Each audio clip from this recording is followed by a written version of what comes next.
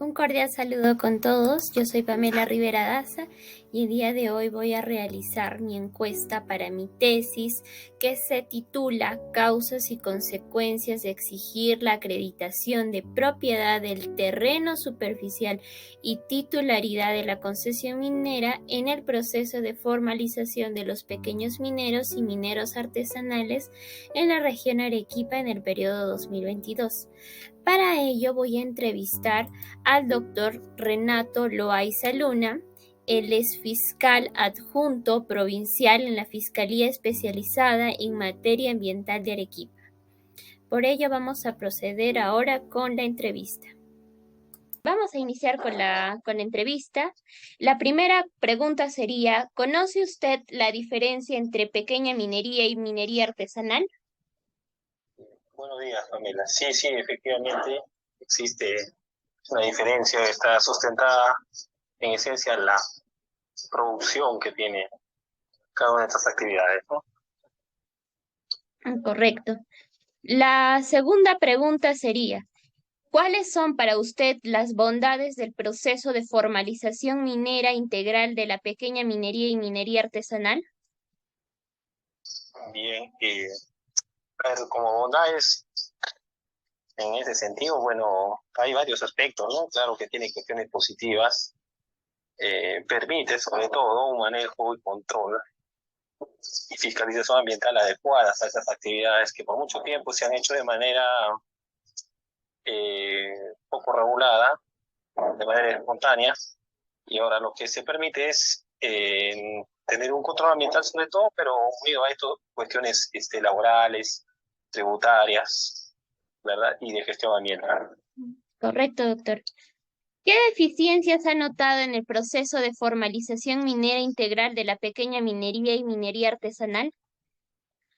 Bueno, las deficiencias, en realidad los problemas, causas quizás que podríamos identificar como razones por las cuales este proceso de formalización termina siendo una suerte de plazos aplazables, ¿verdad? Y que están siempre digamos, al movimiento, a una dependencia clara de los gobiernos de turno, de las administraciones estatales,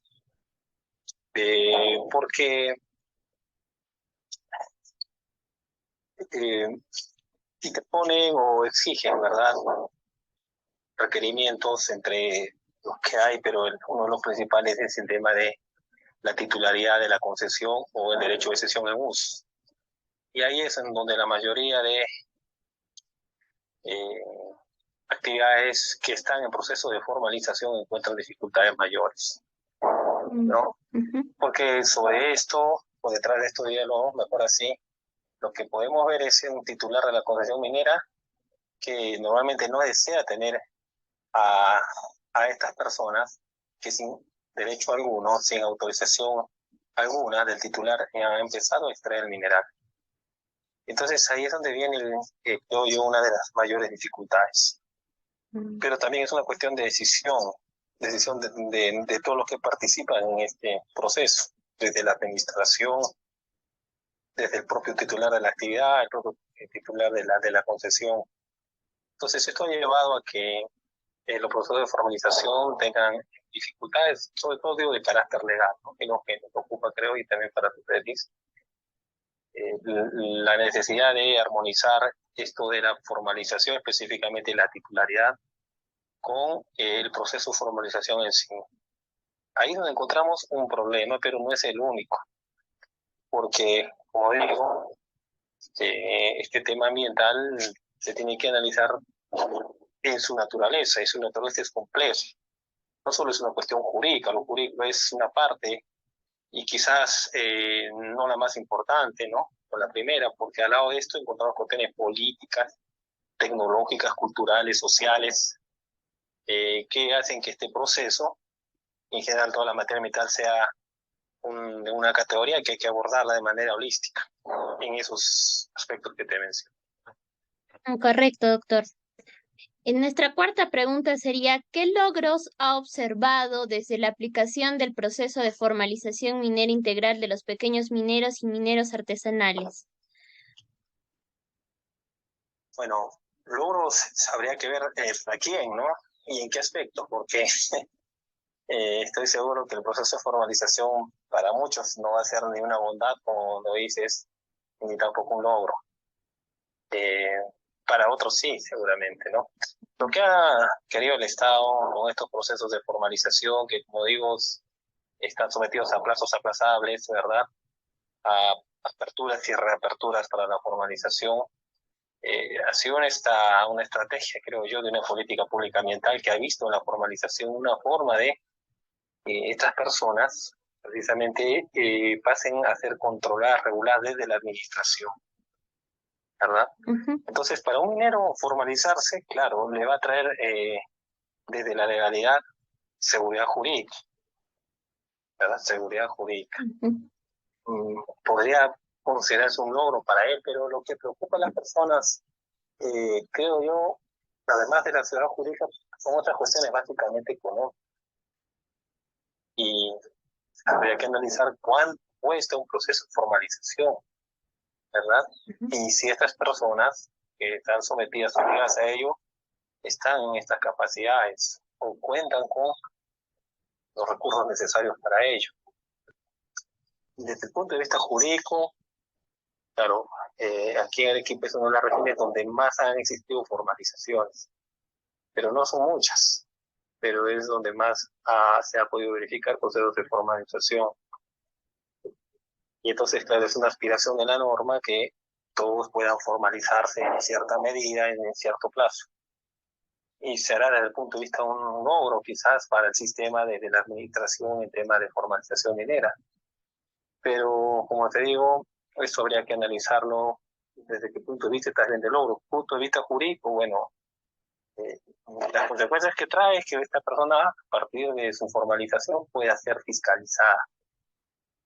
Y además de ello, como te dije, temas tributarios, laborales, de responsabilidad social unidas a las actividades. Pero como reitero, termina siendo siempre complejo. La actividad minera, en su mayoría de casos, está en un estado de una convivencia frágil. Porque si hacemos un análisis un poco más profundo en lugares donde se desarrollan las actividades mineras, vamos a ver que encontramos a estas actividades unidas a otras actividades en donde desarrollar las pequeñas economías que se han formado al inicio alrededor de la actividad minera compiten y están precisamente en una convivencia frágil, ¿no? Entonces habría que analizar los logros, pero desde el punto de vista jurídico lo esperado es que se formalicen y a partir de ello poder tener sistemas de control ambiental. Pero esto genera otro tipo de retos y otro tipo también de dificultades para la administración. Hay una necesidad enorme de repotenciar con tecnología, con logística, a partir de decisiones políticas, los sistemas de control de fiscalización ambiental. ¿Ya? Y claro, ahí habría que hacer otros comentarios que entiendo la entrevista no da. Muchísimas gracias, doctor. Sí, yo también creo que necesitamos también ver esos puntos, ¿no? Desde el punto de vista jurídico. La siguiente pregunta sería, a su parecer, ¿en qué escenarios operan los pequeños mineros y mineros artesanales informales respecto a la propiedad del terreno superficial o titularidad de la concesión minera? Por ejemplo, en lo que ocurrió recientemente, ¿verdad? En el territorio de Aticochana. Podríamos preguntarnos qué ocurrió allá, en qué escenario se desarrollaba la actividad minera. Porque esto luego convulsionó, ¿verdad? Llegando incluso a verificarse temas violentos, causaciones de muerte, que luego tuvo un efecto mucho mayor, amplificado, cuando se pudo descubrir que existía toda una organización criminal que a partir de las actividades mineras obtenían ingresos económicos. Entonces, ¿cómo se desarrollaba en estos casos, en este sector? Se tratan de concesiones mineras que no vienen siendo explotadas por sus titulares. Y entonces puede presentarse, digo que no es así en todos los casos, pero el escenario en que, desde el punto de vista en que se mueven estas actividades, son condiciones mineras que no vienen siendo explotadas y que a partir de, bueno, de las actividades mineras, artesanales, pequeña minería, es que han sido ocupadas y han sido objeto de procesos o actos mineros, ¿no? La extracción, el procesamiento. Y sobre esto, ¿verdad? Sobre esta ocupación informal, es que se producen otros tantos conflictos, competencias, ¿verdad? Creo yo sustentadas claramente en temas económicos, de otro grupo de personas que también desean. Y entonces, a partir de ello, ¿no? En la ocupación, el adelantamiento de las actividades. Y entre este mismo grupo de personas existen controversias muy graves, como por ejemplo que hemos podido ver, ¿verdad?, en las noticias. Entonces, reiteraba esto, Pamela. En realidad, desde el punto de vista, son actividades que no vienen siendo explotadas jurídicamente. Claro. Y que habría que repensar realmente la necesidad. ¿Qué hacemos con estas concesiones que no son explotadas por muchos años? ¿Debería retirárseles de inmediato? ¿En qué plazo? ¿Reducir los plazos para eliminar esta titularidad, ya que no hay explotación? Y de hecho esto ha ocurrido. Y de hecho hay concesiones mineras que la Dirección General de Comercialización Minera está cancelando por la falta de actividad, ¿verdad? O actividades mineras que precisamente por falta de explotación, inactividades que administrativamente se decide eso. Entonces, desde el punto de vista jurídico, ese podría ser el escenario: concesiones mineras no explotadas, que luego son ocupadas por mineros informales, que inician un proceso de formalización, que luego tiene un gran escollo, que es la titularidad o el contrato de derecho de cesión en uso, ¿verdad?, para poder, el contrato de explotación minera, para poder seguir con este proceso. Pero al lado de esto, también hay otras cuestiones que son importantes también, por lo menos considerar, ¿no? Política. Los plazos de formalización hasta diciembre del 2004. Esperemos que no sea tanto así. Seguirán habiendo plazos aplazados. La cuestión política es importante. Y claro, entonces, este es un factor que hay que considerar, ¿verdad? Y si no, podemos hacer una revisión de los procesos de formalización, cuántas veces se han aplazado, cada cuánto tiempo se aplazan, y verificar la eficacia de la formalización, ¿no? ¿Por qué se aplazan plazos? Si lo que se busca es realizar de inmediato un control, una fiscalización ambiental eficiente. La cuestión política es importante, la cuestión tecnológica, científica también es importante. La necesidad de excluir estos procesos donde se manejen elementos contaminantes como el mercurio, como el cianuro. Incluso, bueno, hay instrumentos internacionales que dan por eliminar este tipo de elementos en estas actividades. La necesidad de invertir en ello, ¿verdad? Para prevenir, como una política, la prevención para prevenir el peligro o el daño ambiental. Esa necesidad de invertir en ello, de transformarse, adecuarse, es otro problema también. El punto de vista cultural, social, es otro gran problema. ¿Cuántos proyectos de inversión general encuentran una dificultad grande en esto que denominamos la licencia social? Pero en el tema de la actividad minera, pequeña o artesanal, esto es en cierta parte particular, en ciertos aspectos. Lo que ocurre es que, como te digo, la actividad minera, en realidad, desde la historia nuestra, del Perú, y antes incluso en la cultura pre-inca, donde tenemos ciertos orígenes, ¿verdad?, era una actividad que era básicamente ornamental. Pero con las transformaciones sociales, políticas que hemos tenido, esta actividad aún se ha mantenido, pero en la mayoría de veces han sido actividades de supervivencia, actividades alternativas. Y hay ejemplos concretos de esto, ¿no?, donde se recurría a la pesca, por ejemplo, el camarón en la parte alta de Ocoña, cerca de Cocha, como una actividad económica que era alternativa a la agricultura, es decir, en tiempos donde no había producción agrícola, bueno, se recurría a la pesca o alternativamente a la minería. Pero ha ocurrido que por esta aceleración de nuestra economía a partir de la demanda de los minerales, a partir del precio, la cuestión o los circuitos económicos, entonces ha provocado esto que muchas personas migren a estos lugares, realizan actividades mineras muchas veces sin una regulación ambiental clara, directa, la falta de capacidad en tecnología y logística de la administración del órgano fiscalizador, y sumado a que existe un proceso migratorio claro, ¿no?, de personas que no son del lugar y empiezan a realizar este tipo de actividades, con las consecuencias que trae la minería, seguramente lo he investigado, en escalas mayores, ¿verdad? Lo que llamamos la trata de personas, es decir, la prostitución, delincuencia local, etcétera. Entonces, hay una convivencia frágil, Pamela, que en cualquier momento puede generar un conflicto social mayor. Y esto se traduce en la oposición de que, por ejemplo, algunos proyectos mineros o proyectos en general de inversión pública y privada no tengan esta licencia social de la cual se estoy hablando. Bien, Pamela. Correcto, doctor. Y en base justo a lo que me ha estado respondiendo, de repente podemos profundizar un poquito más. Viene la última pregunta.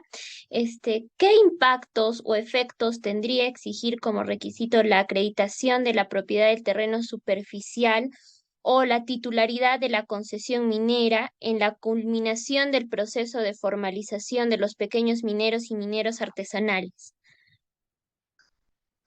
Bien, bueno, definitivamente este es el problema y solucionamos o sacamos esto.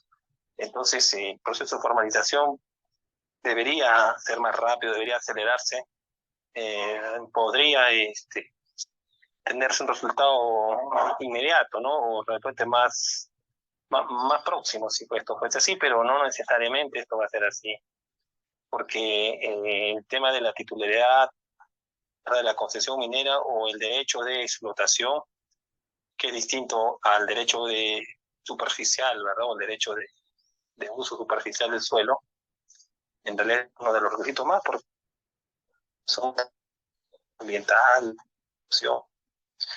Entonces, teóricamente debería agilizar el proceso de formalización. Pero como te digo, el tema hay que verlo desde todas las aristas. Si es que tenemos un Estado que fiscaliza estas actividades y que ha otorgado esta competencia a los gobiernos regionales, entonces hay que dar ¿no?, a esta política pública de control ambiental, hay que darle los instrumentos, la gestión necesaria para ello. Estoy hablando de instituciones, personal, procedimientos, logística. No puede haber política pública alguna que no se sustente una gestión pública coherente y útil a esta política pública. Podríamos decir que se establece como política pública el control ambiental, la formalización de las actividades mineras informales e ilegales, pero si esto no tiene un reflejo directo en la gestión pública, como te digo, prácticamente instituciones y procedimientos, esta política pública va a caer o va a quedar como poesía pura. No vamos a tener un resultado óptimo. Entonces es importante prestarle la atención a esto.